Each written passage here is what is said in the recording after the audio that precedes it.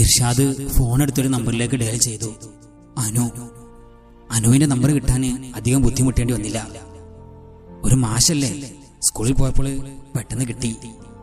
Hello hello, ആരാ? അതിപ്പോ ആരാണെന്ന് ചോദിച്ചാല് ഞാൻ ആരാണെന്ന് പറഞ്ഞിട്ട് കാര്യമില്ല. കാരണം പറഞ്ഞാൽ നിങ്ങൾക്ക് മനസ്സിലാവില്ല. പക്ഷേ ഒരു കാലത്ത് നിങ്ങളുടെ ഭാര്യ ഐഷയുടെ എല്ലാമായിരുന്നു ഞാൻ അവളുടെയും അവൾ എന്റെയും മാത്രമായിരുന്നു. ഹേ മിസ്റ്റർ, സൂക്ഷിച്ച് സംസാരിക്കണം.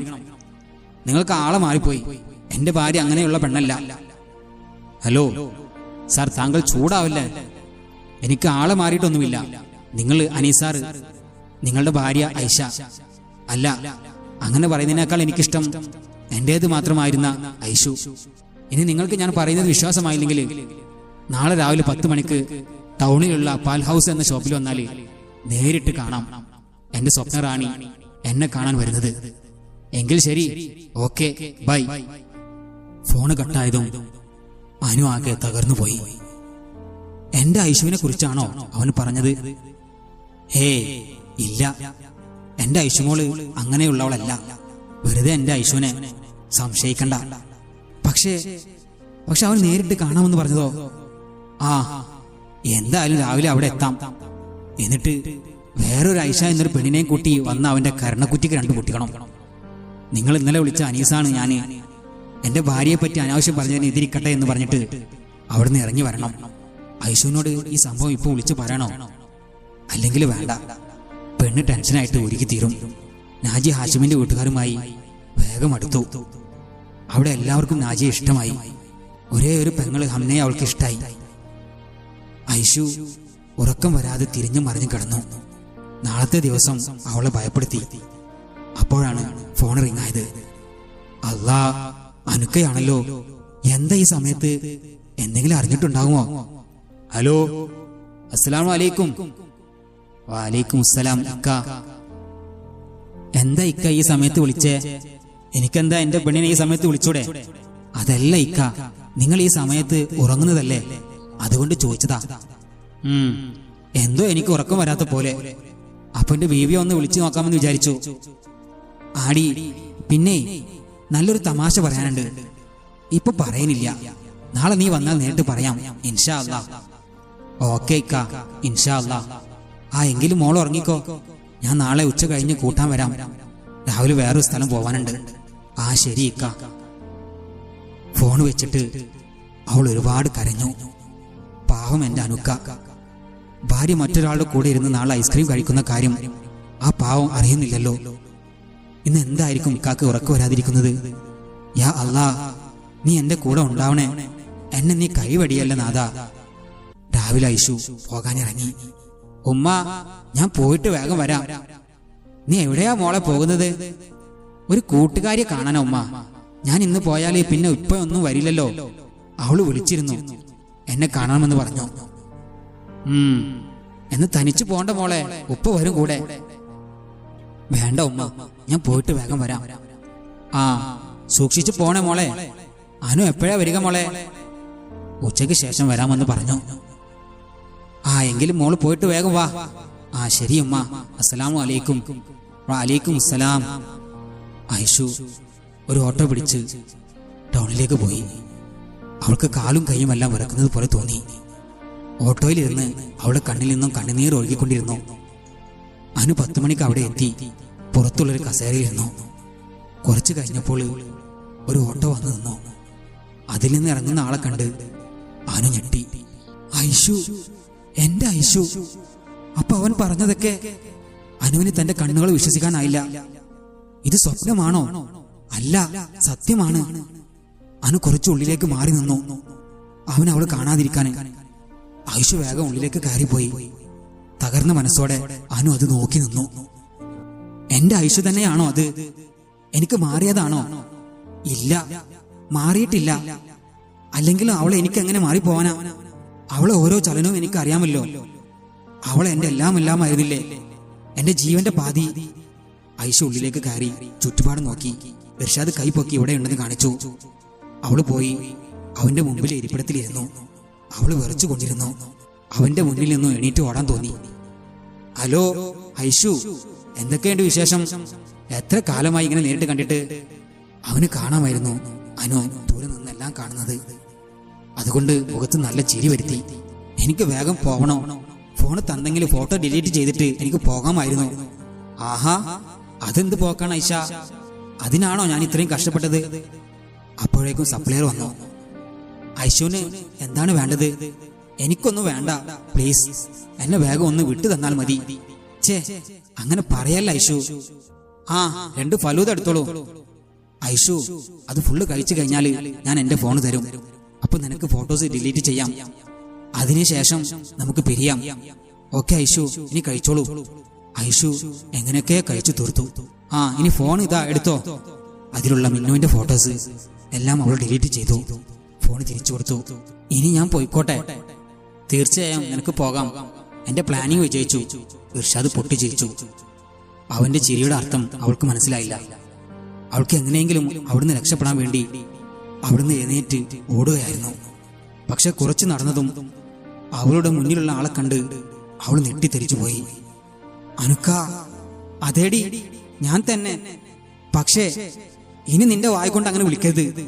ഛേ, നീ ഇത്രയും വൃത്തികെട്ടവളാണെന്ന് ഞാൻ അറിഞ്ഞില്ല. അനുക്ക, ഞാൻ പ്ലീസ് മിണ്ടിപ്പോകരുത്. നിന്നെ എനിക്കിനി കാണണ്ട. എന്റെ കൺമുന്നിൽ വന്ന് പോകരുത്, കേട്ടോടി. അനുരു പോക്കായിരുന്നു. അവൾ തിരിഞ്ഞുപോലും നോക്കാതെ. അവൾ കരഞ്ഞില്ല, കരച്ചിൽ വന്നില്ല. മനസ്സൊരുതരം മരവിച്ച പോലെ. എന്താ ഐഷു ഇവിടെ തന്നെ നിൽക്കുന്നത്? പോണില്ലേ? എന്താ, എന്നെ വിട്ടു പോകാൻ തോന്നുന്നില്ലേ?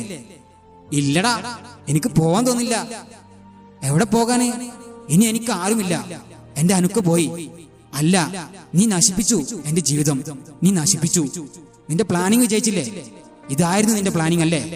നിനക്ക് സന്തോഷമായില്ലേ? ഇനി നീ സന്തോഷിക്ക്. എന്റെ ജീവിതം തകർന്ന് കണ്ടിട്ട് നീ സന്തോഷിക്ക്. ഇത്രയും വലിയ ദ്രോഹം ചെയ്യാൻ ഞാൻ എന്ത് തെറ്റാണ് നിന്നോട് ചെയ്തത്? ദ്രോഹി, പറ, ഞാൻ എന്ത് തെറ്റാണ് ചെയ്തത്? നീയല്ല, അവളാണ് ചെയ്തത്. നിനക്കറിയാലോ എന്താണ് അവൾ ചെയ്തതെന്ന്. ഇനി നിന്റെ ഈ കണ്ണുനീര് കണ്ടിട്ട് അവൾക്ക് നോവണം. അവൾ ഒരുക്കി തീരണം. ഇല്ലടാ, എന്റെ ജീവിതം ഇല്ലാതായാലും, ഞാൻ ഒരുക്കിയില്ലാതായാലും എന്റെ മിന്നുന്റെ ജീവിതം ഞാൻ തകർക്കില്ല. അവളെ കണ്ണിൽ നിന്ന് ഒരിറ്റ് കണ്ണുനീര് വീഴാൻ ഞാൻ സമ്മതിക്കില്ല. പക്ഷേ നീ ഇതിനെ അനുഭവിക്കും. നീ നരകിക്കും. നോക്കിക്കോ. അവൾ എന്ത് ചെയ്യണമെന്നറിയാതെ അവിടെ നിന്ന് പുറത്തിറങ്ങി ഒരു ഓട്ടോ പിടിച്ച് വീട്ടിലേക്ക് പോയി. യാ അല്ലാ, എന്റെ അന്നുക്ക് എന്തൊക്കെയാ പറഞ്ഞിട്ട് പോയത്? ഞാൻ സ്വപ്നം കാണുകയാണോ? അല്ല, എല്ലാം സത്യമാണ്. അപ്പൊ ഇക്ക എന്നെ ഇനി കാണണ്ട എന്ന് പറഞ്ഞത്, മുന്നിൽ കണ്ടുപോകരുത് എന്നല്ല പറഞ്ഞത്. ഇനി ഞാൻ ഇക്കാന്റെ ആരുമല്ലേ, ഇക്കാന്റെ ഐശ്വല്ലേ ഞാൻ. വീടിന് മുന്നിൽ എത്തിയതും അവൾ എങ്ങനെയോ ഇറങ്ങി വീട്ടിൽ കയറി. എന്താ മോളെ, എന്താ പറ്റിയേ? നിന്റെ മുഖമൊക്കെ വല്ലാതിരിക്കുന്നല്ലോ. ഒന്നുമില്ല ഉമ്മ, ഭയങ്കര തലവേദന. ഐഷു റൂമിലേക്ക് പോയി കിടക്കയിൽ വീണ് പൊട്ടിക്കരഞ്ഞു. അനു സ്കൂളിൽ വിളിച്ച് ലീവ് പറഞ്ഞു. നേരെ വീട്ടിലേക്ക് പോയി. എന്താ മോനെ, നീ ഇന്ന് നേരത്തെ വന്നത്? സ്കൂളിൽ പോയില്ലേ? സ്കൂളിൽ നിന്ന് ഉച്ചക്ക് ലീവ് എടുത്ത് ഐഷമോളെ കൂട്ടി വരാമെന്നല്ലേ നീ പറഞ്ഞത്? എനിക്ക് നല്ല സുഖമില്ല, ഭയങ്കര തലവേദന. അതുകൊണ്ട് സ്കൂളിൽ പോവാതെ തിരിച്ചു വന്നു. അല്ലാ, ഡോക്ടറെ കാണിക്കാൻ മോനെ? വേണ്ട ഉമ്മ, ഇത് അങ്ങനെയൊന്നും മാറുന്ന വേദനയല്ല. അനു വേഗം റൂമിൽ പോയി മനസ്സും ശരീരവും തളർന്ന പോലെ കിടന്നു. എന്നാലും അവള് ഇത്രയും നാള് എന്നെ വഞ്ചിക്കുകയായിരുന്നു. അവൾക്ക് എങ്ങനെ കഴിഞ്ഞു? ഇത്രയും നാള് ഞാൻ അവളെ സ്നേഹിച്ചില്ലേ? ഇപ്പോഴും അവളെ വെറുക്കാൻ എനിക്ക് പറ്റുമോ? പറ്റണം. ഇനി എനിക്ക് പഴയ പോലെ സ്നേഹിക്കാൻ പറ്റില്ല അവളെ. നേരിട്ട് എന്റെ കണ്ണുകൊണ്ട് കണ്ടില്ലേ? അവൾ ഇത്രയും മോശമായിരുന്നു. പാവം എന്റെ ഉമ്മയൊക്കെ അറിഞ്ഞാൽ തകർന്നു പോവും. അത്രക്കും അവളെ സ്നേഹിച്ചു എന്റെ ഉമ്മ. എന്നിട്ട് അവൾ വഞ്ചിച്ചു എന്നെയും ഉമ്മാനെയൊക്കെ.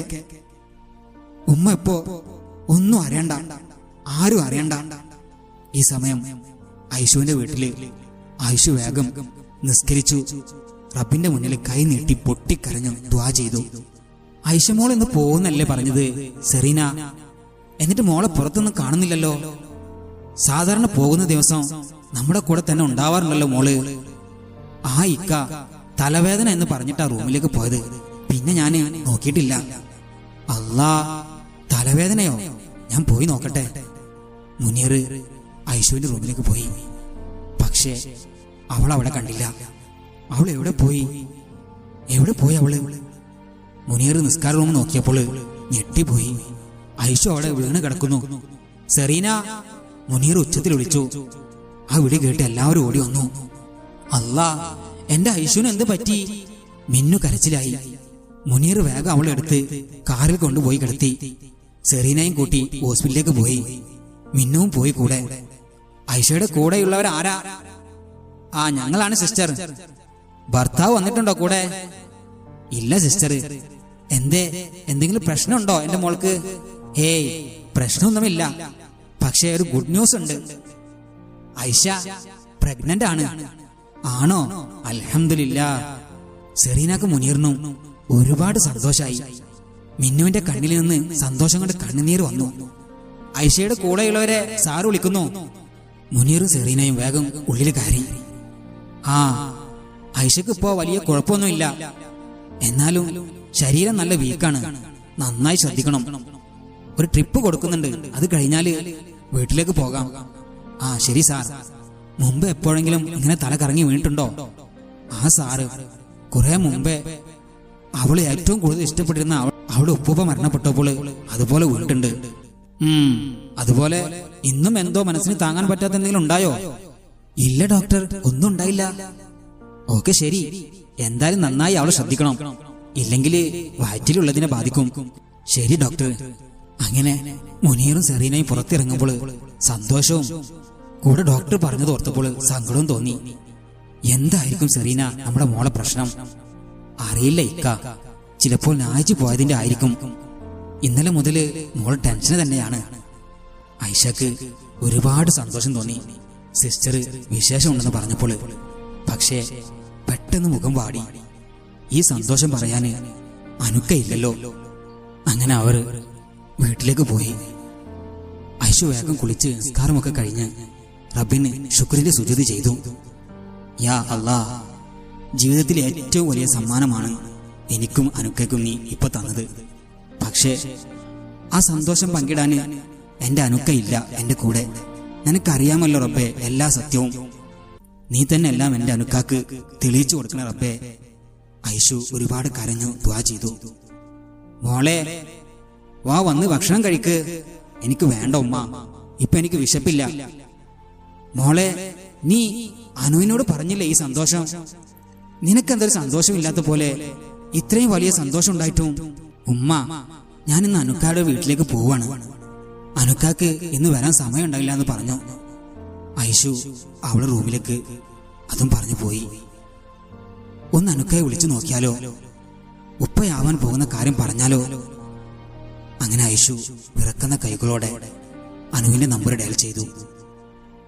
1, 2, 3 തവണ റിങ് ചെയ്തു. എടുത്തില്ല. അവസാനം എടുത്തു. എന്താടി, എന്തിനാ മനുഷ്യനെ ശല്യപ്പെടുത്തുന്നത്? ഇക്ക, ഒരു സന്തോഷ വാർത്തയുണ്ട്, അത് പറയാനാ. എന്താടി സന്തോഷം? നീ അവന്റെ കൂടെ ഇറങ്ങിപ്പോയോ? ഇക്ക, ഐഷു പൊട്ടിക്കരഞ്ഞു. അനു പറഞ്ഞു, കിടന്നു മോങ്ങാതെ വെച്ചിട്ട് പോടി. അനു ഫോണ് കട്ട് ചെയ്തു.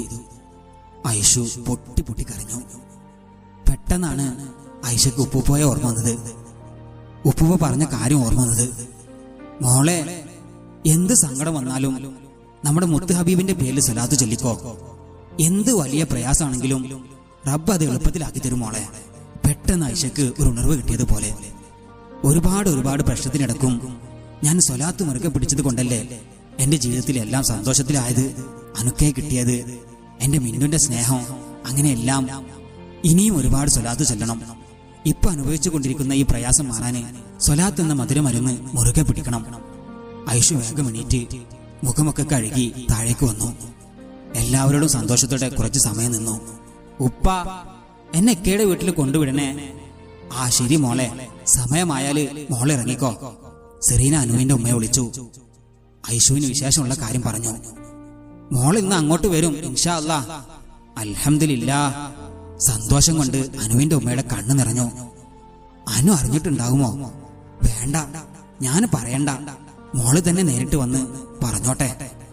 മിന്നു, ഞാൻ പോയി വരട്ടടി, ഇനി നിന്റെ കല്യാണമൊക്കെ ആയിട്ട് വരാം. പോടി. പെണ്ണിന്റെ ഒരു നാണം. ഐഷു ഉപ്പയുടെ കൂടെ ഇറങ്ങി. അസ്സലാമു അലൈക്കും ഉമ്മ ആൻഡ് മിന്നോസ്. വഅലൈക്കും അസ്സലാം. അനുവിന്റെ വീടെത്തി. അനുവിന്റെ വീടിന്റെ പടി കയറുമ്പോൾ ഐഷയുടെ കാലുകൾ വിറച്ചു. അനുക്ക ഉണ്ടാകുമോ? എന്നെ കണ്ടാല് എന്തായിരിക്കും പ്രതികരണം? ഇറക്കി വിടുമോ? അനുക്കയുടെ വണ്ടി പുറത്തുണ്ടായിരുന്നു. അല്ലാ, ഇക്ക ഇവിടെ ഉണ്ട്.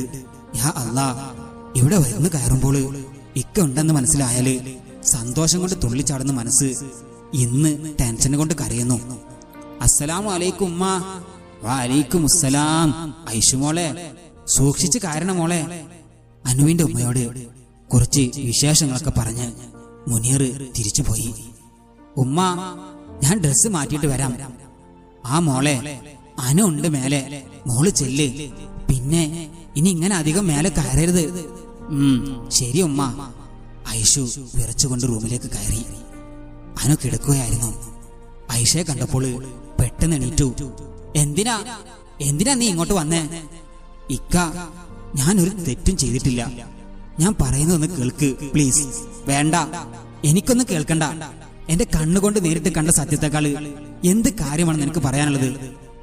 എന്റെ മുന്നിൽ കണ്ടുപോകരുത്. നിന്നെ വന്നതുപോലെ തിരിച്ചു പോകുന്നതായിരിക്കും നിനക്ക് നല്ലത്. ഇല്ല, ഞാൻ പോവില്ല, എങ്ങോട്ടും പോവില്ല. ഇക്കയുടെ കൂടെ നിൽക്കണം എനിക്ക്. എന്റെ അനുക്കയുടെ കുഞ്ഞ് എന്റെ വയറ്റിൽ വളരുന്നുണ്ട്. ഞാൻ പ്രഗ്നന്റ് ആണ് ഇക്ക. ഓ ആണോ? ഇന്നലെ വരെയാണ് ഇത് കേട്ടതെങ്കിൽ ഞാൻ ഒരുപാട് സന്തോഷിക്കുമായിരുന്നു. പക്ഷേ ഇന്ന് എനിക്ക് സന്തോഷിക്കാൻ കഴിയുന്നില്ല. കാരണം അത് എന്റേതാണെന്ന് എന്താ ഉറപ്പ്? അനുക്ക എന്ന് വിളിച്ച് ഐഷ പൊട്ടിക്കരഞ്ഞു. ഇൻഷാ അല്ലാഹ് കഥയുടെ ബാക്കി ഭാഗം തുടരും.